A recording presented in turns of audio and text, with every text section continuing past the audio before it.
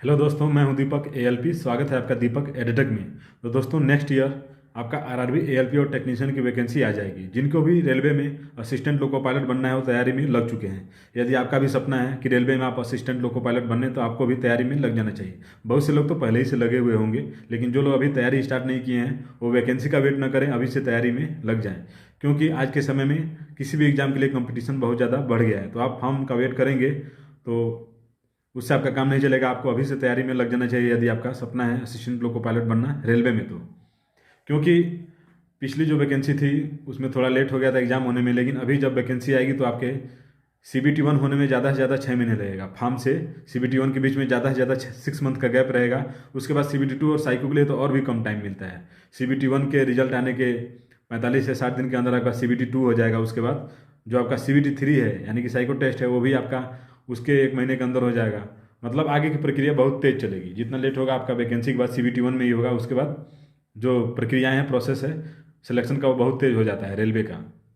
पिछले कुछ सालों में लेट हुआ है, लेकिन अभी जो आएगा वैकेंसी वो सिलेक्शन प्रोसेस बहुत जल्दी जल्दी होगा। तो आपको तैयारी में पहले ही से लग जाना चाहिए। आज के वीडियो में हम देखेंगे कि जो एएलपी का CBT 1 है यानी कि प्रथम चरण है, उसके लिए आप तैयारी कैसे कर सकते हैं। तो देखिए, जो एएलपी का CBT 1 में आपका जो सिलेबस है उसमें आपका मैथ है, रीजनिंग है और जनरल साइंस यानी सामान्य विज्ञान है और आपका जीके एंड करंट अफेयर्स है। तो इसमें जो आपका सामान्य विज्ञान है अलग से पोर्शन दिया हुआ है। जैसे मैथ का अलग से पोर्शन, रीजनिंग का, उसके बाद सामान्य विज्ञान और जीके जीएस, मतलब जनरल नॉलेज और करंट अफेयर्स। ये एनटीपीसी से अलग है। एनटीपीसी का जो पेपर हुआ था उसमें आपका जनरल साइंस अलग से नहीं दिया है। वह जो आपका करंट अफेयर्स और जनरल नॉलेज है उसी के अंतर्गत आपका जनरल साइंस दिया हुआ था। इसलिए इससे 3 या 4 क्वेश्चन आते थे। लेकिन एएलपी में ऐसा नहीं है। एएलपी में जो जनरल साइंस का पोर्शन है वो अलग है। तो एएलपी से भी तो एएलपी के जो CBT 1 है उसमें जनरल साइंस यानी सामान्य विज्ञान से भी अच्छा खासा क्वेश्चन आता है। लगभग 22 से 25 क्वेश्चन आता है। तो आपको इसमें जनरल साइंस पे भी विशेष ध्यान देना पड़ेगा। तो आपका मुख्य रूप से यदि आपका 3 सब्जेक्ट पे पकड़ है तो आप पक्का क्वालिफाई कर जाएंगे CBT 1 और आप CBT 2 देंगे। 3 सब्जेक्ट कौन से हैं? आपका मैथ है, रीजनिंग है और जनरल साइंस है।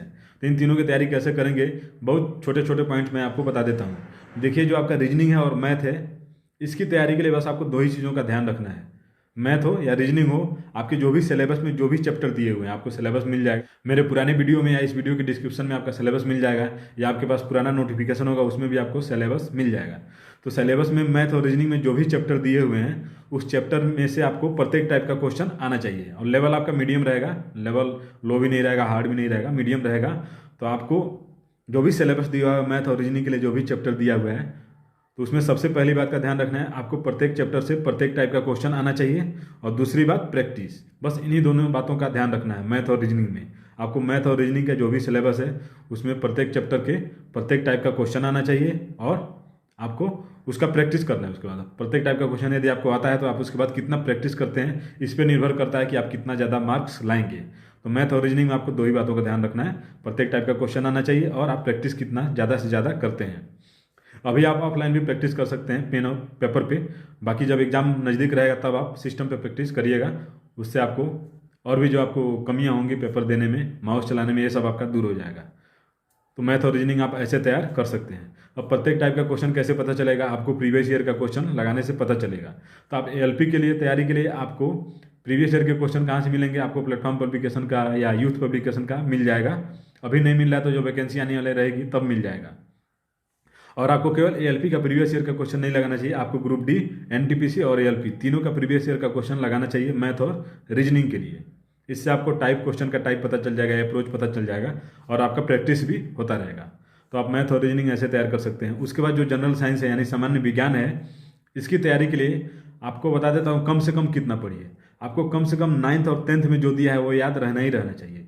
इससे आपका पूरा कवर तो नहीं हो पाएगा, पूरे जितने क्वेश्चन आएंगे सभी तो नहीं कर पाएंगे, लेकिन हाँ आप विज्ञान के अलावा 80 से 85% क्वेश्चन आपका इससे हो जाएगा। केवल आप 9th और 10th को थारूली तैयार कर लेते हैं, मतलब आप एक एक पॉइंट अच्छे से ध्यान में लाते हैं और उसे समझते हैं। तो 9th और 10th पढ़ लेंगे तो आप पूरा तो नहीं कर पाएंगे, लेकिन जितना सभी करते हैं उतना आप भी करेंगे। कम से कम जनरल साइंस के लिए आप 9th और 10th तो पढ़ ही लीजिए।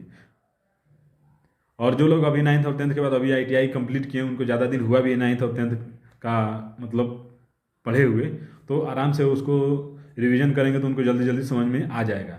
तो आप जनरल साइंस के लिए कम से कम 9th और 10th का बुक कवर कर लीजिए। उसके बाद यदि आप लूसेंट है या कोई भी जनरल साइंस का किताब है जैसे अरिहंत का है तो आप उसे पढ़ सकते हैं, या स्पीडी पढ़ सकते हैं, या कोचिंग में जो आपको वीडियोज देख सकते हैं। बहुत से कोचिंग के वीडियोज मिल जाएंगे जो जो पूरे जनरल साइंस को कवर किए हुए हैं, उनका वीडियोज देख सकते हैं। लेकिन कम से कम आप 9th और 10th का जो बुक है उसे तो पढ़ ही लीजिए। मैं कोशिश करूंगा कि 9th और 10th का वीडियो बनाऊंगा, मैं तैयार भी कर रहा हूं, अभी शुरुआत ही किया हूं। पूरा कम से कम 50% से तैयार हो जाए कंटेंट, उसके बाद मैं वीडियो बना के डालता रहूंगा। तो जनरल साइंस आप मेरे वीडियो से भी देख सकते हैं, लेकिन आप मेरे भरोसे नहीं रहिए, आप 9th और 10th का बुक अभी से लेके अभी से तैयारी कर लीजिए। जनरल साइंस का वीडियो मैं डालूंगा तब आपका रिवीजन हो जाएगा। तो आप इन तीनों सब्जेक्ट की तैयारी ऐसे कर सकते हैं और आप क्वालिफाई आराम से कर जाएंगे। इसके बाद जो जनरल नॉलेज और करंट अफेयर्स बचता है, उसके लिए मैं आपको जब भी बताता हूँ किससे पढ़ें, तो आपको 35 रुपये वाला जो बुक है मनोहर पांडे का अरिहंत का, उससे बताता हूँ, आप उसे पढ़ लीजिए, उसी से आपका काम हो जाएगा। उससे ज़्यादा पढ़ेंगे तब भी आपका क्वेश्चन उतना ही होगा, और केवल इसे पढ़ेंगे, इस बुक को, पतली सी बुक को, तब भी आप उतना ही क्वेश्चन कर पाएंगे। और करंट अफेयर्स के लिए आप तो यदि वीडियो देखते हैं, आपको पढ़ने का शौक है, तो आप डेली करंट अफेयर्स बहुत सारे यूट्यूब चैनल पे पढ़ाए जाते हैं, आप रोज़ एक एक वीडियो देख लिया करिए, उनका 1 या 1.5 घंटे का वीडियो होता है, उससे भी आपका करंट अफेयर्स मजबूत रहेगा, तो आपका ALP का भी करंट अफेयर्स हो जाएगा। तो तैयारी में आपको लग जाइए इन सब बातों को ध्यान में रखते हुए, क्योंकि अगले साल वैकेंसी पक्का आएगा RRB, ALP और टेक्नीशियन का। चलिए मिलेंगे अगले वीडियो में, तब हम बात करेंगे कि CBT 2 की तैयारी कैसे करेंगे, उसके सिलेबस का। तब तक के लिए धन्यवाद।